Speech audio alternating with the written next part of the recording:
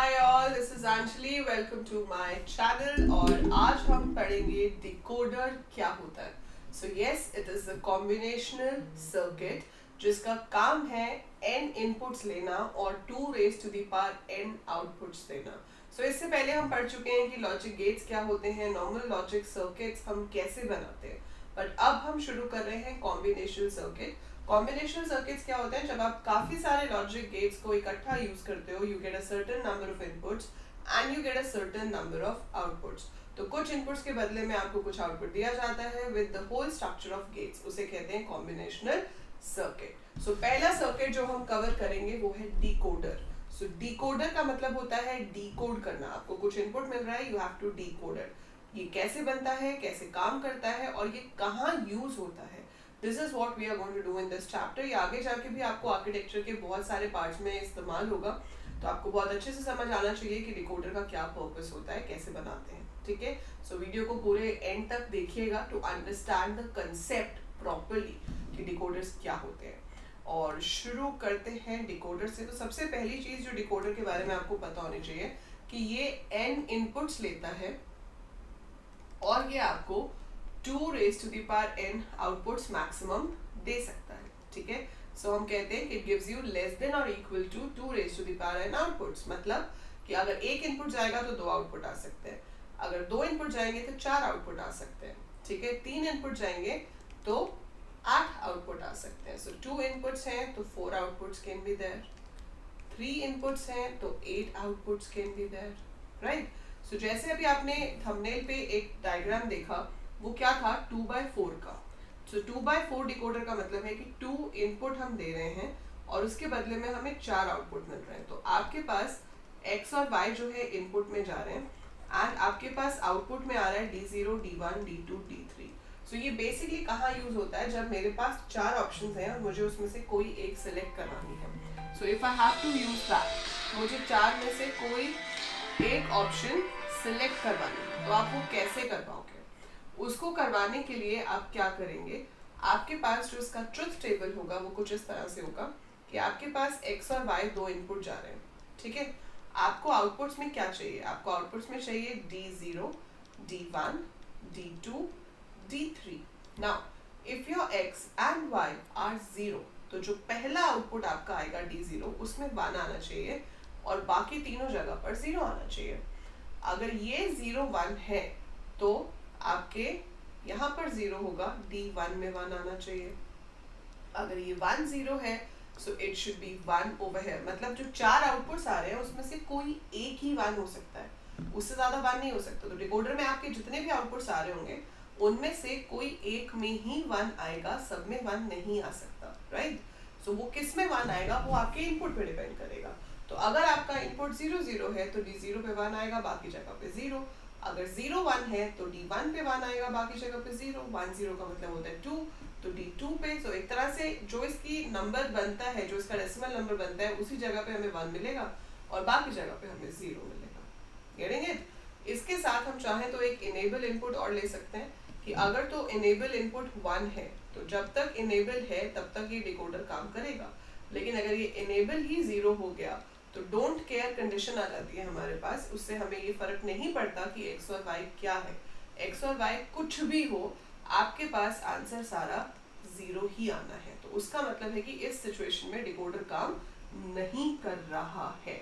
सो ये तो हो गया आपका 2/4 डिकोडर। ऐसे बनाना तो बहुत आसान है कि यहाँ 2 बना दिए x और y, यहाँ लिख दिया D0, D1, D2, D3 और एक आपने ऐसे इनेबल बना दिया, right. This is quite simple. But circuit को अगर पूरा बनाना है, पूरा मतलब बड़ा वाला सर्किट बनाना है जिसमें प्रॉपर सब कुछ दिखे कि इंटरनली काम कैसे हो रहा है, तो वो आप कैसे करोगे? सो वो बनता है एंड गेट्स की हेल्प से। And why do we use and gates? क्योंकि वही है जहाँ पे सबसे ज्यादा आंसर में 0 आता है ना। एक भी इनपुट 0 हुआ तो एंड गेट हमें क्या देता है? 0। तो अब देखो इसको कैसे बनाएंगे। हमने यहाँ पे लिया x, हमने लिया y, then I take a line of x and I take a line of x complement, then I take y, I take a line of y complement। अब मैं यहाँ पे 4 AND गेट्स बनाऊंगी। आई गेस यहाँ पे आपको दिखेगा नहीं राइट साइड पे, so let it be here. So मैंने बनाया x, मैंने बनाया y, so this is your x, this is x complement, this is your y, and this is y complement. Now I have 4 AND gates which are responsible for giving me the result, जिनका काम है मुझे D0, D1, D2, D3 देना. तो इस AND gate से जो answer आ रहा है वो मेरा D0 है, इस AND गेट से जो आंसर आ रहा है वो मेरा D1 है, इस AND गेट से जो आंसर आ रहा है वो मेरा D2 है और फिर D3 है. अब देखो, अगर x और y 0 0 होते हैं तो आपको D0 में से 1 चाहिए. अब x और y अगर 0 0 हैं और मैं 2 0 को AND गेट में भेजूंगी तो मेरे पास 1 तो आने नहीं वाला. तो हम क्या भेजेंगे, उसके कॉम्प्लीमेंट्स. तो इसमें जाएगा x का कॉम्प्लीमेंट, इसमें जाएगा y का कॉम्प्लीमेंट, राइट. तो अगर x और y दोनों 0 0 हुए तो यहाँ पर क्या जाएगा, 1 and 1, 1 and 1 will be 1, और बाकी के 3 अपने इनपुट्स की वजह से हमें 0 देंगे.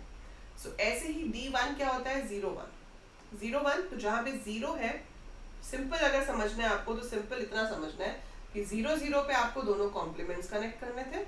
0 0 थे इसलिए दोनों का कॉम्प्लीमेंट किया. 0 1 था तो x का कॉम्प्लीमेंट किया और y मैंने नॉर्मल कनेक्ट किया. ठीक है. फिर आपके पास था 1 0, तो x आपका नॉर्मल आ जाएगा और y का आप ले लोगे कॉम्प्लीमेंट. सो y का कॉम्प्लीमेंट आ गया. अगले में x 1 और y भी 1. ठीक है. तो x भी 1 और y भी 1. तो this is how we have to make the connections. ठीक है. तो इस तरह से आप 2x4 डिकोडर बनाते हो. अगर आप एक इनेबल लेना चाहते हो तो आप ऐसे नीचे से एक लाइन ले सकते हो, इनेबल, एंड इसको आपको तीनों में पुट करवाना है. तो इसको ऐसे सीधे ले जाएंगे एंड यहाँ से इसमें, यहाँ से इसमें, यहाँ से इसमें. तो अगर ये इनेबल 0 हुआ तो ये चारों के चारों AND गेट अब हमें क्या देंगे, 0. क्योंकि AND गेट में क्या होता है कि अगर एक भी इनपुट 0 आ गया तो पूरा का पूरा आंसर 0 हो जाता है ना. और अगर आपके पास इनेबल 1 है तो फिर इनेबल पे फर्क ही नहीं पड़ता, फिर फर्क पड़ेगा 0 0 0 1 1 0 1 1 पे. तो अगर मान लो यूजर ने 1 0 दिया इनपुट में, यूजर तो किस में क्या ही देगा, ये तो हार्डवेयर सर्किट है, अंदर काम हो रहा है. तो इस सर्किट के पास अगर समहाउ x और y में 1 0 आता है तो पहले वाले AND गेट में क्या जाएगा. अगर 1 0 मेरे पास आता है, मैं आपको करके दिखाती हूँ. सो लेट्स से हमारे पास इनपुट आया 1 इधर और 0 आया इधर. ठीक है. अब x का कॉम्प्लीमेंट मतलब 0, सो x का कॉम्प्लीमेंट 0 हो गया, y का कॉम्प्लीमेंट 1 हो गया. तो x का कॉम्प्लीमेंट गया इस AND गेट में, so this will result in 0. ठीक है. अब अगले वाले पे चलते हैं. ये 1 नहीं जा रहा है इधर, यहाँ पे भी इसका कॉम्प्लीमेंट ही जा रहा है, तो यहाँ पे भी 0 ही जा रहा है, मतलब ये भी क्या देगा, 0. अब x यहाँ पे जा रहा है एज अ 1 और y का इस वाले में क्या आ रहा है, कॉम्प्लीमेंट. सो कॉम्प्लीमेंट कितना है, 1. तो x से भी 1 आया, y वाली लाइन से भी इसमें 1 आया, सो 1 and 1 will give us 1.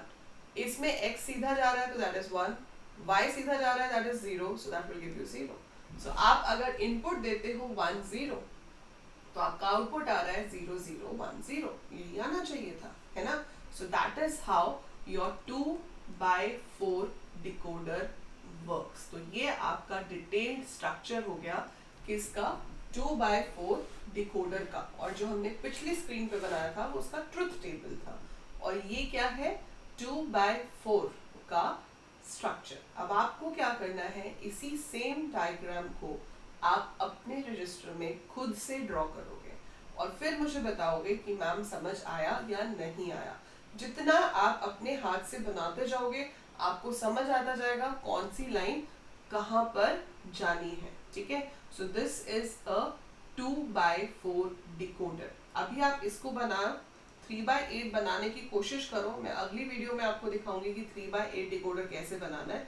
3x8 decoder का ट्रुथ टेबल कुछ ऐसा होना चाहिए कि अगर आपके पास 3 इनपुट्स हैं तो आउटपुट्स आपके पास आएंगे 8.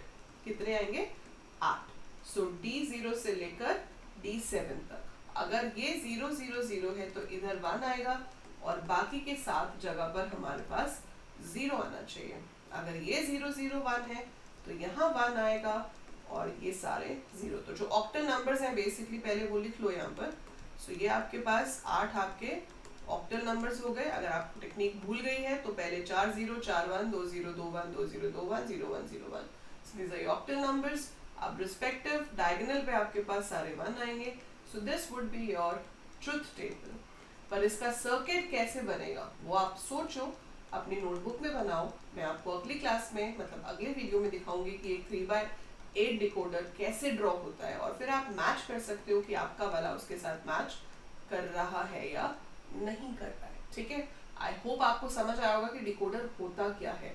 अब बात आती है कि डिकोडर यूज कहाँ होता है. तो जैसे आप स्विच स्टेटमेंट यूज करते हो सी और C++ में चूज करने के लिए कि अगर ऑप्शन 1 है तो सीधे इस पे चले जाओ, ऑप्शन 2 है तो इस पे चले जाओ.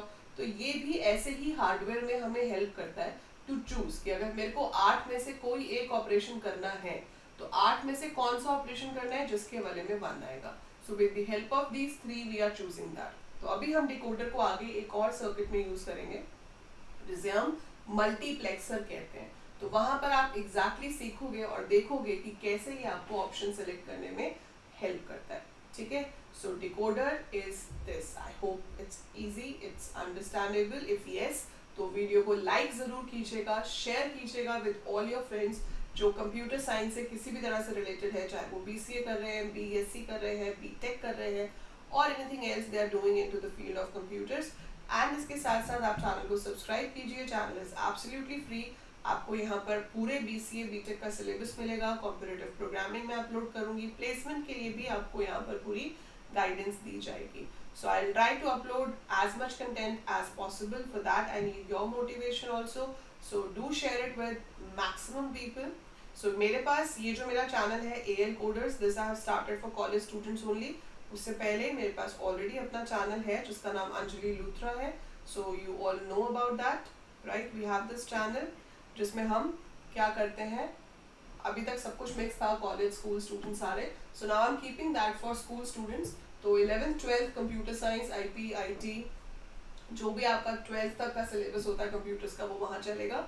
एंड कॉलेज से आगे का सिलेबस आपका यहाँ चलेगा, दैट इज AL Coders पे, right. So do subscribe and do share both the channels with all your juniors also. And I'll see you in the next video. Till then, take care, and you can follow me on Instagram as well. This is my Instagram handle, and I'll see you in the next video. Till then, take very good care of yourself.